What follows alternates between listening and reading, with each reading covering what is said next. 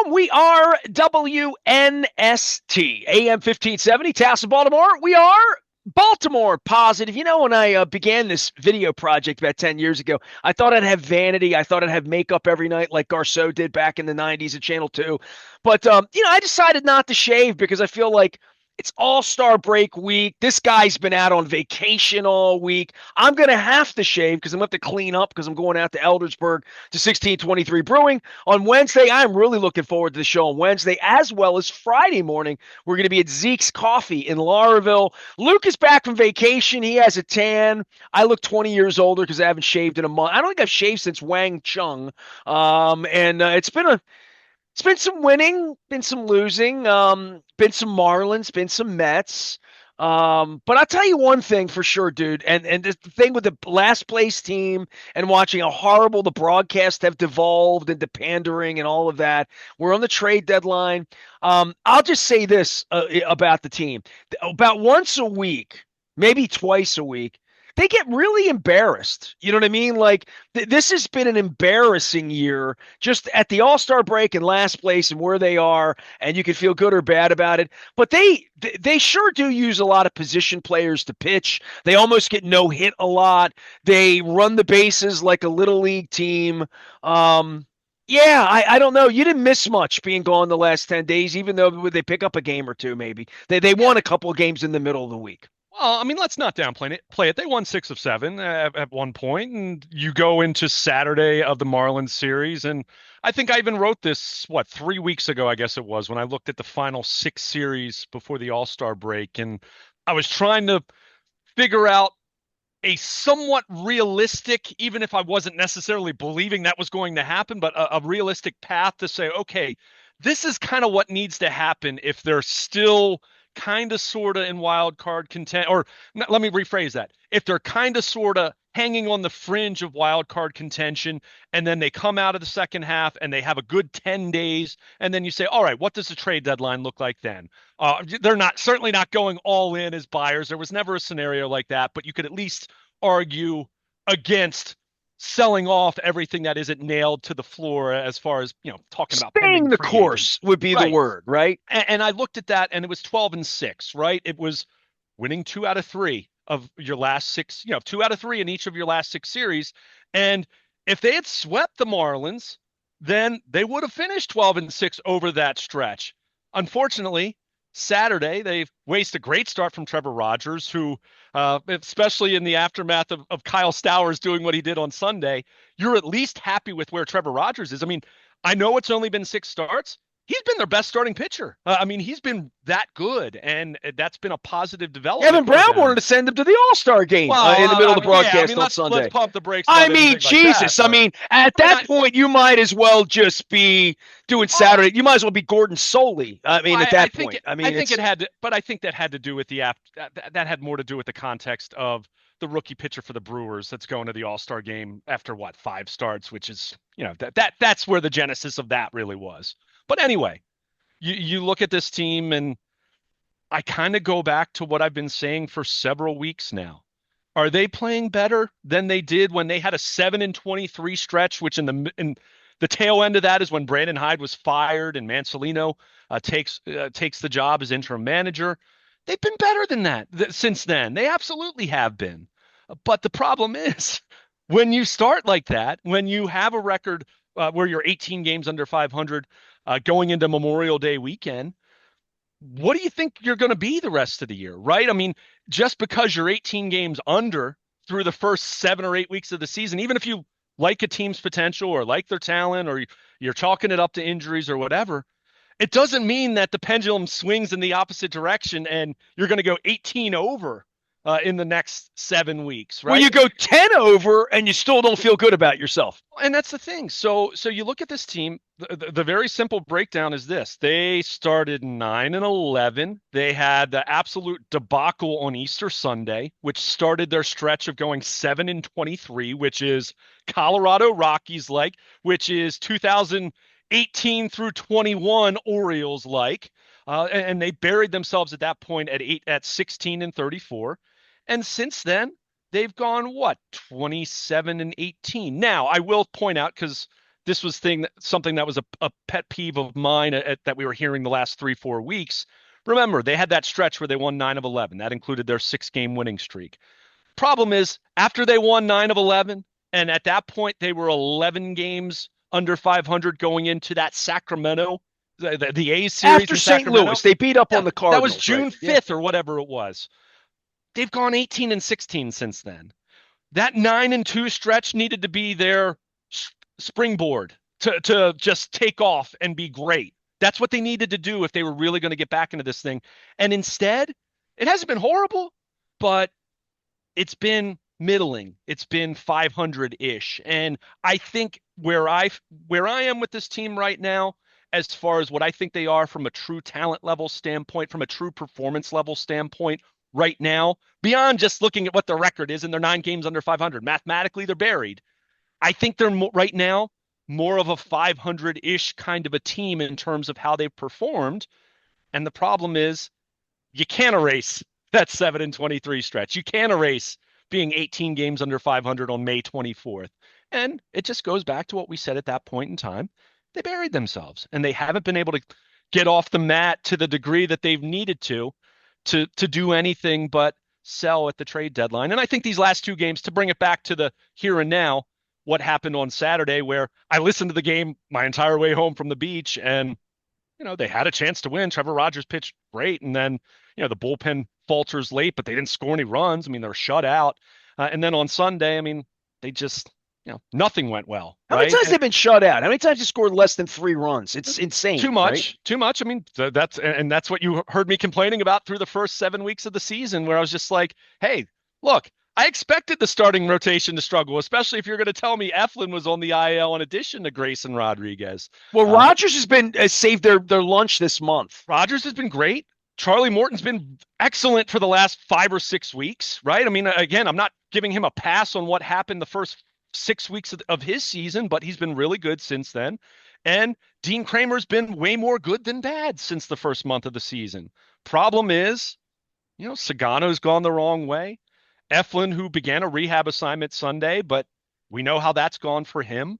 And you've had Brandon Young making starts because Cade Povich has been on the IL. So of late they've had 3 starting pitchers that have absolutely given them a good chance to win. But going back to your point, you still see these, I don't know if you want to call them lapses or whatever. They go through times where they'll play well, like they did this past week where they won 6 of 7. And then you see what happens on Saturday and Sunday. Some defensive miscues, some base running miscues. They didn't swing the bats well. They didn't pitch well. Going back to the 7th inning on Saturday and certainly all day Sunday. That to me sounds like a 500 team, right? I mean, team that's going to play well at times and is going to be not so good at times, right? And it adds up to their pitching's not good enough to be an above 500 team, really, and their hitting hasn't been consistent enough either. I was just going to say, none of it's really been consistent enough to be any more than what it's been since the 3rd week of May, which is a couple games over 500. Since then, it's been better, but has it been anything that has meaningfully changed their trajectory? I mean, unless we're looking through the lens of trying to avoid 100 losses, they were on that kind of a pace for a long time. Okay, great. Whoop-de-doo. You're not throwing a parade over that. And you're certainly not in any kind of a position other than what they need to do. And they started doing that when they dealt Brian Baker late last week. Sell. They need to sell. This isn't a fire sale looking at it like 2018 or anything like that, but pending free agents need to be traded. I mean, a big thing that is a pet peeve of mine right now when I look at this ball club is how little Kobe Mayo is playing. I mean, what are we doing? And I heard Tony Mansolino's answer on Sunday where, he's talking about they're in win now mode. I mean, you would think that their lineup's the 27 Yankees, the way that he framed that. There's no excuse not to get Kobe Mayo more playing time. And if that means, well, Ryan O'Hearn's going to be dealt to a contender, and that's going to help open up playing time for Kobe Mayo, because you need to find out about him over the next 2.5 months, then so be it. And the same's going to be said about Samuel Basayo. Well, this sell-off could be something this week, right? I mean, like, in a general sense, fans get their feelings hurt. We go back to B.J. Surhoff 25 years ago or whatever, but Like they're in a really weird spot. Like anything that's not glued down, that's not under 20. I mean, they dealt Baker, and people are on me on my Facebook. Like I care about Brian Baker. I Yeah. care about relief innings next year. And if you think he is not good enough, then deal him. If you think you can do better than that in your bullpen, well, I've seen Soto, I've seen Dominguez, I've seen Kittredge, Kimbrel. I know what they cost. I, Yeah. I know what 48 innings of relief pitching looks like in the offseason when you're thinking, oh, we need a middle relief pitcher. We'll just get a guy from Quad A. No, we won't. Um, Baker had sort of graduated a little bit in that case, and to deal him off for a future, what it told me is Mike Elias thinks he's keeping his job. It Well, I tells me that Mike Elias is going to be running this team next March when you're let in Sarasota and I'm locked out in Sarasota by these clowns. And last place clowns, by the way, I can throw that back in again. I, I, it's not that I wouldn't have dealt him. It's chi leaving me to say, unlike the Washington Nationals, who poop canned their GM 3 days before they drafted, which was that was a little weird, but the Lerner family's every bit as weird as the Rubenstein family. And they've been at it longer, and they've got a pelt. And they've made a lot of money, and they've been screwed out of a lot of money by Angelos. But the notion that Elias is going to pick all the players on Sunday, deal off everybody in 2 weeks, and that I mean, look, I don't know what Rubenstein's management's techniques are or whatever, but it certainly feels like Elias feels emboldened that he will be the architect. He's going to survive this 2, 3 years from now. He's going to pick the next manager. And that if you're dealing off for 37, number 37 draft picks, early second round draft picks, and you're dealing off bullpen pieces with controllable years, it says to me that you think you're in the cockpit for a while. You're I mean, buying green bananas, as they say. first of all, I mean, we can't make Brian Baker out to be more than what he was, right? This isn't someone that's been a stalwart for 4 years in their bullpen. This is a guy that we wondered if he was going to make the club out of spring training, right? So he had an excellent first 3 months of the season. He absolutely was as important can be through looking through the lens of it being a last place team. But we also know the volatility of relievers, Nestor, and some of the names that you threw out there. Yeah, bullpen pieces can be expensive, but you can also go sign bullpen pieces and they don't do the job for you. So there's so much volatility as it pertains to a bullpen. So I have no problem with that deal whatsoever when you are talking about the 37th overall pick. They drafted Slater DeBron with it, a high school outfielder who's intrigued. We'll get into the draft as much as we're going to talk about it at some point. I watched it on Sunday night. I I'll sat say and this. I don't know that I've sat and watched the baseball draft in my Yeah, life. it's such an I watched it too. It's such an odd event from looking through the lens of people just don't watch college baseball like they do college football or even Nobody knows who college these guys basketball. are. Right. I mean, you could sit there and if you didn't know anything, if you just dropped in, you could be punked. Like it could be a Saturday Night Live skit where people just make up names and pick players and you would Like just an be like, AI "Oh, player. yeah, exactly. Exactly." But that said, The Orioles select pitcher that Sidney Finch well, from the don't get crazy. They're not going to take a pitcher too early. Although Oakwood, Maine. they did Yes. take a couple pitchers, 58 and 69 overall. So, but the point that I was trying to make with Baker, I think that's absolutely the case of a selling high situation. I wish nothing but the best for Brian Baker. I know he got to what I guess they were in Boston. He got to Boston and actually gave Got it up shelved. for the Yeah. Rays. But you Well, do the that. Rays think he's going to help them win a World Series this year. Or just be part of their bullpen for the next couple years. But the Well, Orioles help them win a World Series. sure, Part of their bullpen. sure, That's what I sure. mean. Like Well, they yeah, feel like he's got 35 innings in him the second half of the year, and they're going to get their innings out of him, and they're going to get decent innings. That's the way they felt. They felt so strongly that they gave up. I mean, the Rays giving up future stuff is crazy in yeah. I division. mean, the It says to me 37th. that they valued Baker more than the Orioles did. But I'm with you. It's sell high. All it said to me was Mike Elias thinks he's Yeah. keeping his job. Mike Elias thinks he's going to be around here when Sidney, whatever his name that they drafted, is at AAA and he's a decision, which is 3 years from now, right? Oh, I mean, 3 years from now, I don't know about that, right? But I mean, look, if you're Mike Elias, and this the same thing we said the same thing about Brandon Hyde. We're going to say the same thing about anyone else that's in the organization right now. I mean, until the move's made, you're the guy, right? Until you're the guy until you're not anymore. We said that a lot about Brandon Hyde. I mean, remember Mike Elias was giving him votes of confidence, even up to about a week before the axe fell. So, I'm not shocked looking at it through that lens. And the reality is, even if you're going to be fired, you want to do a good job that you get your next job, right? I mean, you don't want to do stuff that other teams are going to look at and say, what the heck are you doing? So I think the Baker trade, to me, if that's, and it's always unique because it's only the competitive balance picks that a team's allowed to trade anyway. But the number 37 overall pick is not something to sneeze at. I mean, that's something that you hope is a player, right? I mean, that's not just a lottery It's ticket. Gunnar Like, Henderson in your mind.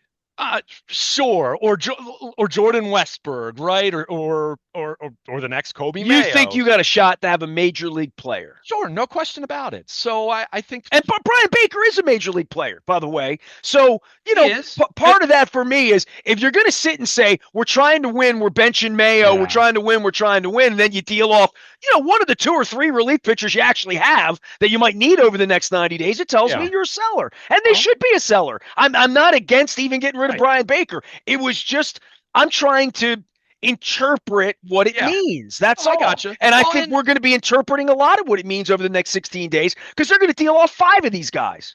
yeah, and I think what it probably also should teach us is this trade deadline is not going to quote fix the Orioles for 2026, right? We've talked about that a lot. They're not going to get uh, Ryan O'Hearn is not a trade chip that's going to get you something that's necessarily going to be amazing for 2026. It might be something that can help you for 2026, and maybe it's another piece that really helps you a couple years from now, right?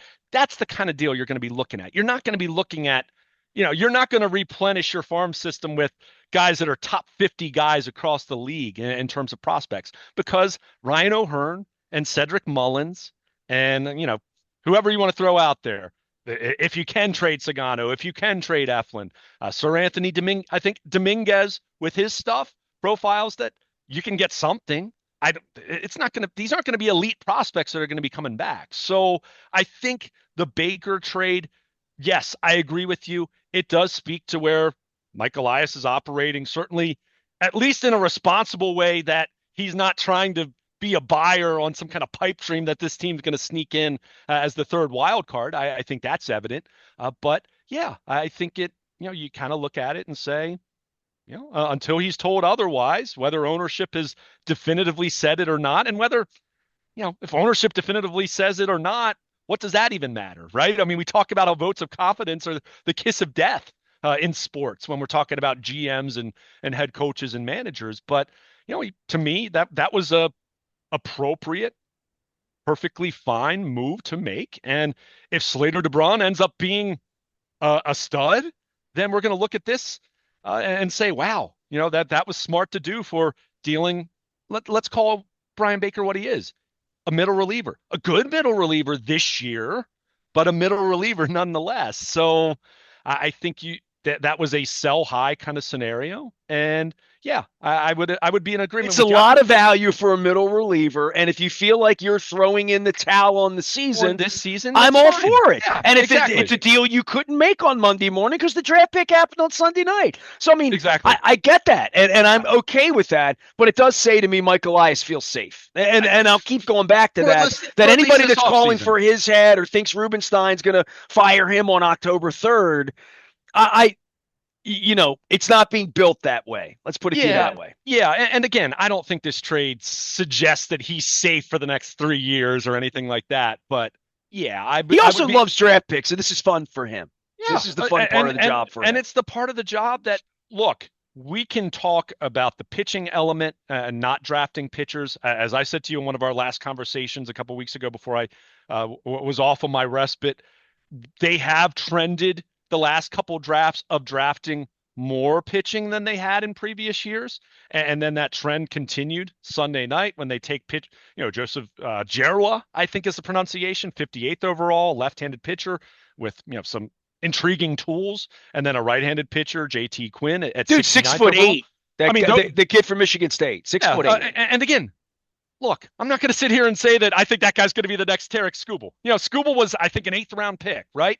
The whole point with the pitching was, for me, it's never been, oh, you need to take a pitcher in the first round, right?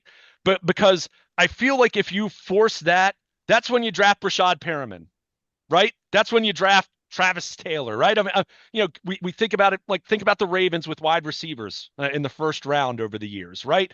If you draft for need and you force it, you're going to end up making not great picks. So we're going to see how that plays I out. took And two again, catchers in the first round, so that's interesting. that was the interesting part to me. But even so, the Keith Laws of the draft, the draft community, the guys that really follow that, they seem to really like the Orioles draft. I don't know. I don't know these guys from Adam, right? I mean, Dan O'Dowd said they're killing it after yeah. they got their 31st pick. And maybe they will, or 2 years from now we'll be saying, oh, though that draft stunk. And Well, they got 5 players in the first 69 picks, right? Yeah. So Yeah. that and 2 pitchers. So they wound up taking more players. So on Monday morning, if this were the NFL, they would win the draft. They had 3 first-round draft picks and a couple of twos. You come out, you got a safety, a corner, whoever you got, you feel like, yeah, we got 5 of them, and everybody else got 2 or less. And I think the element and the element that I kind of take away from it, again, just I got home, I was catching up on everything from the week, and just watching the draft like everyone else.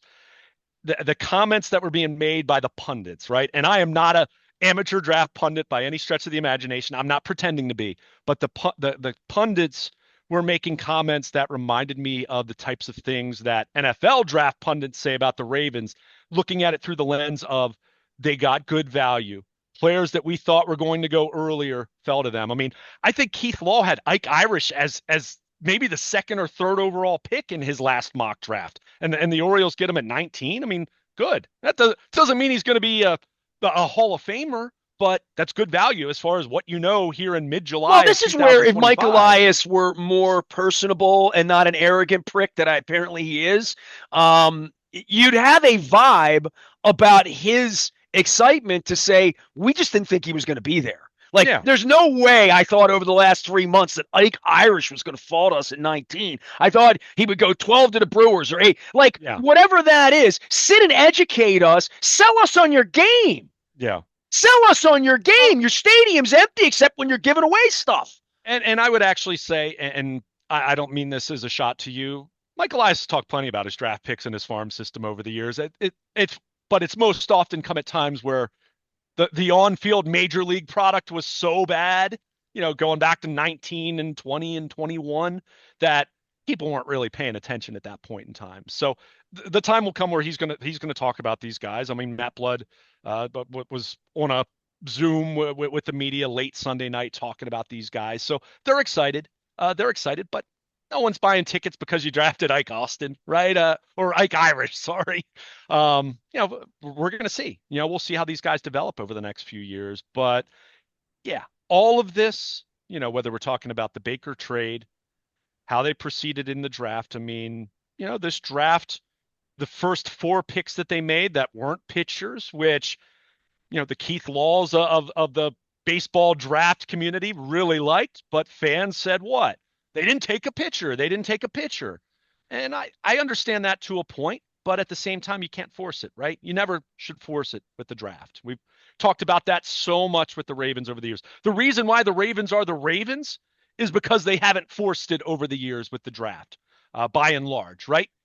For every Matt Elam, Brashad Perriman kind of pick that they've made 10 other first-round picks that were either good, great, or Hall of Fame level, right? So they're really good at what they do. And that's, and even though it's a different sport, the same principle applies. You want to stack your board and you want to stay true to it and you want to draft the best talent. And it's a little unusual, to draft 2 catchers with your first 3 picks, but you can't look at it through the lens of, no, we're not going to draft any catchers because we have Adley Rutschman and Samuel Basayo, because you don't know where you're going to be 2 years from now. Adley Rutschman may not be in the organization a year and a half from now. They might deal him this winter, whatever. Like it's pure conjecture. Samuel Basayo, we don't know if he's going to be a catcher long term. He might be a first baseman. He might be an all-star DH. In the Yordan Alvarez, David Ortiz mold. Long term.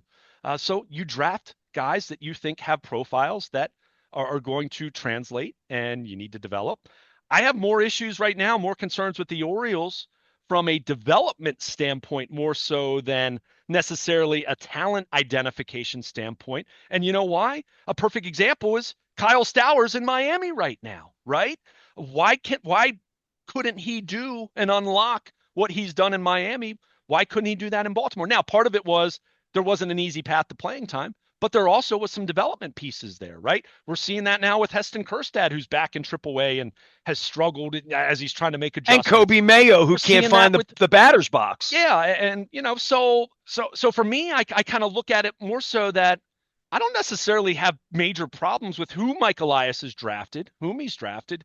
It's more so, what's kind of happened, what's broken down over the last year to 18 months from a player development standpoint, that some of these guys either plateau or they get to AAA and the numbers look great and it just hasn't translated at the major league level. Well, they also haven't developed any pitching.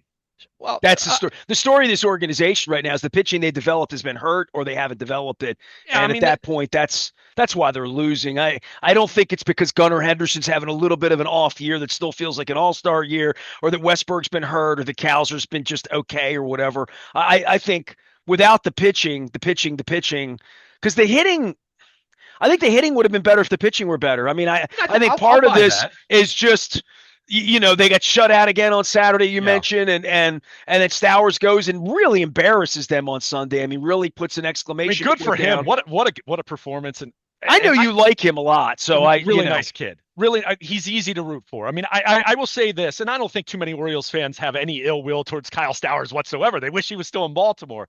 He's a good kid, always worked hard. Never really got a shot. And look. And he was one of the guys, right? He was one of the buddies with the guys, right? Yeah. I mean, everyone liked him. And also as a circumstance, right? I mean, when he was, quote, ready, they still had Alston Hayes, Cedric Mullins, and Anthony Santander in their outfield, right? I mean, who are you going out of your way and coming off a 101-win year? Correct. Where they felt like they right, exactly. Yeah. So this is where there's more nuance involved. And that's why I've had frustration, but I also acknowledge that if you're in Mike Elias' shoes over the last couple of years, it has been tough to kind of find the sweet spot between, okay, you have this team that took off the second half of 2022 and won 101 games in 23 and had this great first half last year. And, so trying to find the sweet spot between maintaining that, but also sprinkling in, filtering in your next prospects, your next wave of guys. It worked out quite nicely with Colton Cowser last year. Why? Because Alston Hayes got hurt and Colton Cowser had to play and he took advantage. You were hoping the same thing was going to happen back in April and May when Colton Cowser was on the IL and Heston Kjerstad had his extended audition. Unfortunately, Heston Kjerstad did not take advantage of it whatsoever. So there's always more nuance. There's a little more it's a little more complicated than we try to make it out to be sometimes. And the saving grace at this point in time is, as Kyle Stowers is going to the All-Star game, and good for him, I'm happy for him. On the flip side, I am encouraged by what I'm seeing from Trevor Rogers, because I don't think it's what we've seen over these 6 starts. It doesn't feel fluky to me. It's not like he's getting by, hard contact and, his defense is playing great behind him and he's, kind of getting by the skin of his teeth. He's missing bats. His velocity's up. The stuff is better. He's giving you 6 and sometimes 7 innings. I mean, it looks good. It looks like something that, it's a good trade at this point, no matter what Stowers did on Sunday. It feels better. As I said to somebody on the Facebook thread, I'm like, if he's in their rotation next year and makes 28 starts and pitches under a 4 ERA, I mean, that's John Means, win, right? It's a good win. That's what John Means was for you a few years ago. I mean, if he can be what John Means was before the injuries, you'll gladly take You that. better And look, figure out 5 pitchers next year that can get you of course, 26 to 30 starts, and you better oh, figure out the bullpen because I'm with you, dude. Rutschman, Henderson, Westberg, Mayo, go to Cowser, go down the line. Anybody cursed that? Anybody else would get here in the offseason? If those guys are going to hit 230 and they're going to have zeros on Saturday afternoon after 27 outs, then none Trevor of this is going to Rogers work. pitching, Yeah. 4 hit shutout ball for 6 innings doesn't mean anything. You're going to lose. So, I mean, I would, Saturday was a little bit of a microcosm issue in that to say, like, you got this big effort from this guy you traded for a and he's, year yeah, ago in front of Kyle Stowers, and he did it against his team, and yeah, then Stowers one ups it, and you lost both games over the weekend. yeah. So, and look, I'm not sure there's a scenario where you're ever going to say that the Orioles won that trade based on what Kyle Stowers is becoming, assuming he continues this. And I'll also point out there have been plenty of players who have an all-star season and then they're never heard from them again. But by the But way, my dad, every time Don Baylor would come up to bat, my dad would just shake yeah, his head and yeah, say, of course. "God, But what were you thinking? Getting rid of him." And at but you know that point, it what? was about money and it was about free Sure. agency and Type A, Type B, all that in the 1970s. But every time Don Baylor would come up, my dad would be like, "Gritch too." Oh my dad never was a DeCinces guy because like no one was because of Brooks. But but at Don Baylor, man, it was like we could have used him No around doubt. here in '79 and No '83. doubt, no doubt, and but you also know, and your dad would have also acknowledged too, and my dad would have too.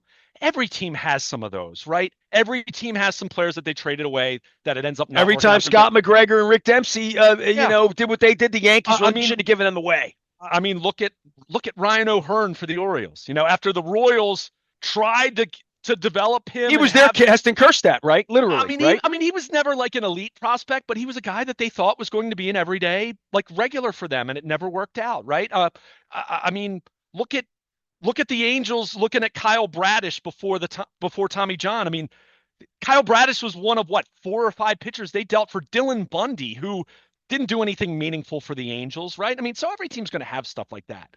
But if Trevor Rogers, to your point, and I wholeheartedly agree, if he can be a guy that can be a legit, I don't want to say anchor because that implies that he's going to be their ace. I don't think he's going to be their ace, but if he can be a legit starting pitcher for them the rest of this year, going into next year, and however If long Trevor he's an Rogers Oriole, starts a playoff game in Baltimore, that means they made the sure, okay, playoffs, great, and that yeah, means he takes the hill. Then that would have been a good trade to trade Stowers and Norby, who are major league players, right? If nothing else, and Stowers looks like he's going to be in the big leagues. He's here to stay now, even if it yeah, slows down. He only hits yeah. Even if 247 with he's not an 15 bombs All-Star next again, year. right? In that organization, he's going to get his 512 at bats every year, right? Yeah, yeah. So you can look at it through the lens of if Trevor Rogers, if what we're seeing now is real, and I think there are plenty of signs to believe. Not, and let me be clear, not a 1.5 ERA. I'm not saying that he's going to be that, but if he can be a guy that